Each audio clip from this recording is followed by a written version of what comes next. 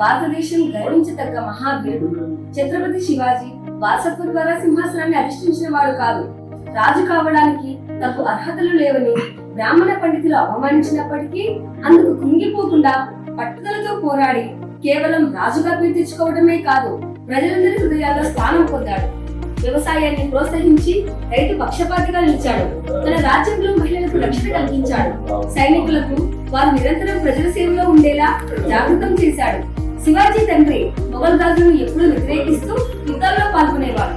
ఈ యుగాల భారతదేశ చరిత్రలో మొఘల్ సామ్రాజ్యం ఉత్తర భారతదేశంతో పాటు దక్షిణాన వరకు తన ఆధిపత్యాన్ని విస్తరించుకుంటున్న తరుణంలో మహారాష్ట్రంలో బలమైన సైనిక శక్తిగా రూపుదిద్దుకున్నాడు.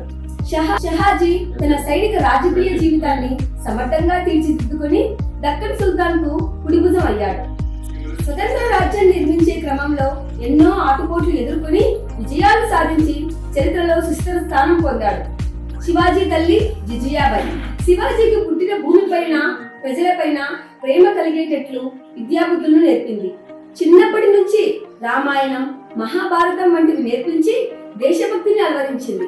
పరమత సహనం, స్త్రీల పట్ల గౌరవం తన తల్లి వద్దనే నేర్చుకున్నాడు. దాదాజీ కొండదేవ్ అనే గురువు సమక్షంలో సకల విద్యలు తెలుసుకున్న శివాజీ మరాఠీ సామ్రాజ్య స్థాపన లక్ష్యంగా తన వ్యూహాన్ని మొదలుపెట్టాడు. 14వ సంవత్సరంలో ఉన్నప్పుడే ఆయన వివాహం జరిగింది. శివాజీ చిన్నప్పటి నుండి మహల్ ప్రాంతం చుట్టుపక్కల ఎక్కువగా పర్యటించేవాడు. అక్కడ ఉండే వాళ్ళని మహనీయులు అంటారు. పాలకులైన సుల్తాన్లే కాకుండా అక్కడున్న పెత్తందారులు గ్రామీణ ప్రాంతంలో పేద ప్రజల్ని, రైతుల్ని పీల్చి పిప్పి చేసేవారు. వాళ్ళ కష్టాలను చూసి శివాజీ చెల్లించిపోయాడు. ఎప్పటికైనా సుఖ సంతోషాలు కలిగించడమే తన జీవిత లక్ష్యం అనుకున్నాడు. 17 ఏళ్ల వయసులో శివాజీ మొట్టమొదటి యుద్ధం చేసి బీర్జాపూర్ సామ్రాజ్యానికి చెందిన దోర్నా కోట్ ని సొంతం చేసుకున్నాడు. శివాజీ తన కోటల్ని సొంతం చేసుకోవడం చూసి ఇది తెలిసిన శివాజీ తాను యుద్ధానికి సిద్ధంగా లేనని చర్చలకు ఆహ్వానించాడు. కోట దగ్గర సమావేశం అవడానికి ఇద్దరూ అంగీకరించారు. ఇద్దరూ కేవలం తమ అంగరక్షకులతో గోడారంలోకి వెళ్లి చర్చలు జరుపుతుండగా అఫ్జల్ ఖాన్ దాచుకున్న కత్తితో శివాజీ పైన దాడి చేశాడు. ఉక్కు కవచం వల్ల శివాజీ తప్పించుకున్నాడు. అఫ్జల్ ఖాన్ ని లక్ష్మీ నరసింహస్వామి వలె చీల్చి చెండాడాడు. అఫ్జల్ ఖాన్ తప్పించుకుని గూడారం నుండి బయట పారిపోతుండగా ఒక్క వేటుకు శివాజీ అఫ్జల్ ఖాన్ తల నరికాడు. ఈ విజయంతో శివాజీ మహారాష్ట్రం అంతా పేరు తెచ్చుకున్నాడు. ఎలాగైనా శివాజీని అణచాలని బీజాపూర్ సుల్తాన్ యుద్ధ వీరులుగా పేరు తెచ్చుకున్న అఫ్జల్ ఖాన్ సైన్యులను పంపించగా శివాజీ సేన పోరాడి గెలిచింది. ఈ విజయంతో శివాజీ కీర్తి ప్రతిష్టలు భారతదేశం అంతా వ్యాపించాయి. ఎందరో హిందూ రాజులకు శివాజీ ఆదర్శంగా నిలిచాడు. ఇది సహించలేని బీజాపూర్ సుల్తాన్ అరబ్ పెర్షియా నుండి 10,000 మంది కిరాయి సైన్యం అంతమొందడానికి ప్రయత్నించగా శివాజీ తన వద్దున్న 5,000 సైన్యంతో ప్రత్యర్థుల్ని ఎదుర్కొన్నాడు. హరహర మహాదేవ అంటూ శివాజీ యుద్ధరంగంలో విజృంభించి శత్రువులను ఊచకోత కోశాడు. ఈ విజయంతో కేవలం సుల్తాన్లకే కాగా మొఘల్ చక్రవర్తి అయిన ఔరంగజేబు సైతం శివాజీ అంటే భయం పుట్టింది. శివాజీ నుండి ఎప్పటికైనా తమకు ముప్పు ఉంటుందని ఔరంగజేబు భావించి సన్నాహాలు మొదలు పెట్టాడు. 3వసారి సిద్ధ జోహార్ అనే పేరు పొందిన సైన్యాధ్యక్షుడికి అపారమైన సైనిక బలగాల్ని అందించి కొల్లాపూర్ కు పంపించాడు. ఆ సమయంలో కొల్లాపూర్ దగ్గరలోని ఒక కోటలో శివాజీ కొన్ని వందల మంది అనుచరులతో ఉన్నాడు. జోహార్ విషయం తెలుసుకున్న శివాజీ ఎలాగైనా ఆ కోట నుండి తప్పించుకుని తన సైన్యంతో ఆ కోటకు చేరుకుంటే యుద్ధం చేయొచ్చు అనుకున్నాడు.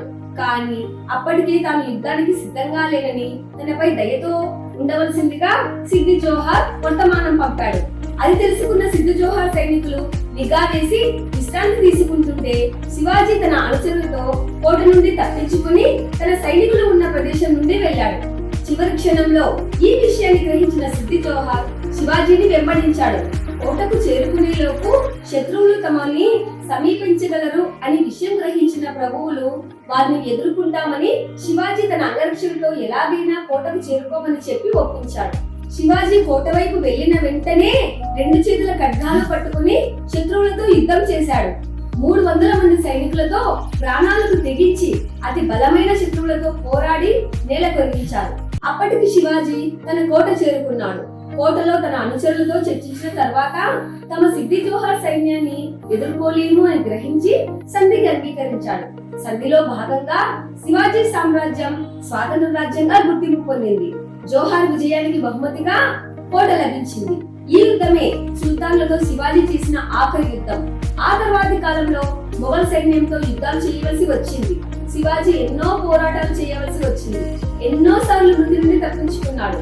అందువల్ల జయాపజయాలు జీవితంలోనూ సంపదలో రాజ్య పాలనలో వచ్చే ఒడిదుడుకులు సహజమే అని గ్రహించి అనిపించింది.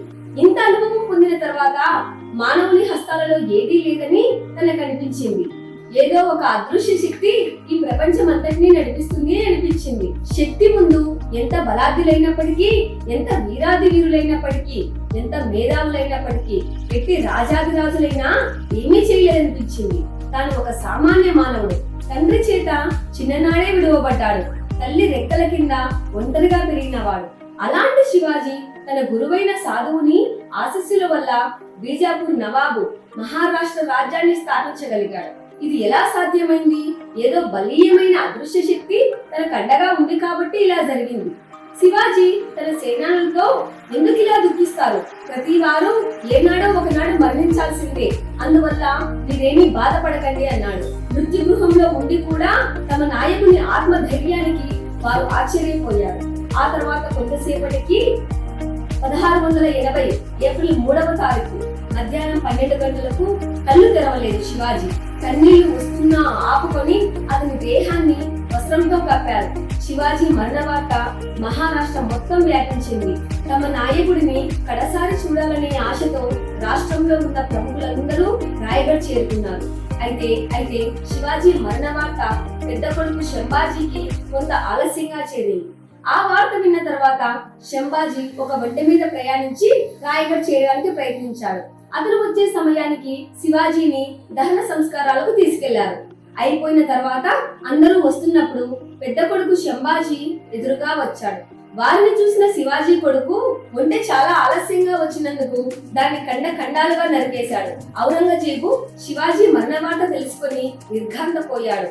అంత పుట్టిగా ఉన్నా సరే అంతటి సాహసవంతుని ఎక్కడా చూడలేదు అని వ్యాఖ్యానించాడు. ఆనాడు మహారాష్ట్ర అంతటా శోకమే. అందరూ కన్నీటి పర్యంతమయ్యారు. భారత ఆకాశంలో ప్రకాశిస్తున్న మహాతార ఆగిపోయింది. మహారాష్ట్ర చరిత్రపై యుద్ధ తంత్రాలతో మాత్రమే కాకుండా పరిపాలనా విధానంలో కూడా శివాజీ భారత రాజ్యాంగంలో అగ్రగణీయుడు. విదేశాంగ విధానం పటిష్టమైన గూఢచారి వ్యవస్థను ఏర్పాటు చేశాడు. ప్రజల కోసమే ప్రభుత్వం అన్నట్లుగా వ్యవహరించాడు. వ్యక్తిగత విలాసాలకు ఎలాంటి ఖర్చు చేయకుండా ప్రజల సంక్షేమం కోసమే పాటుపడ్డాడు. సుదీర్ఘ యుద్ధ కాలంలో అనేక యుద్ధాలు చేసినా ఎన్నడూ పవిత్ర స్థలాలను ధ్వంసం చేయలేదు. యుద్ధంలో ఓడిపోయిన శత్రువుల రాజ్యంలో యుద్ధం చేయలేని వారిని ఆదుకున్నాడు. శివాజీ లౌకిక పాలకుడు. అన్ని మతాలకు అనుకూలంగా ఉండి అన్ని మతాల ప్రజలను బాగా చూసుకునేవాడు. ముస్లింలకు వ్యతిరేకంగా అనేక తిరుగుబాట్లు చేసినప్పటికీ ముస్లిం ప్రజలు మాత్రం గౌరవింపబడ్డారు. అనేక మసీదులు నిర్మించిన హిందూ పాలకుడు శివాజీ. నిస్వార్థంగా ప్రజలకు సేవ చేయటం, తాను చేస్తున్న పని పట్ల అంకిత భావం ఆయన అనుచరులకు ప్రజలకు ఆదర్శంగా నిలిచాడు. భారతదేశంలో ఎందరో రాజులు ఏలినప్పటికీ ఈ లక్షణాలే శివాజీని గొప్ప రాజుగా చేశాయి.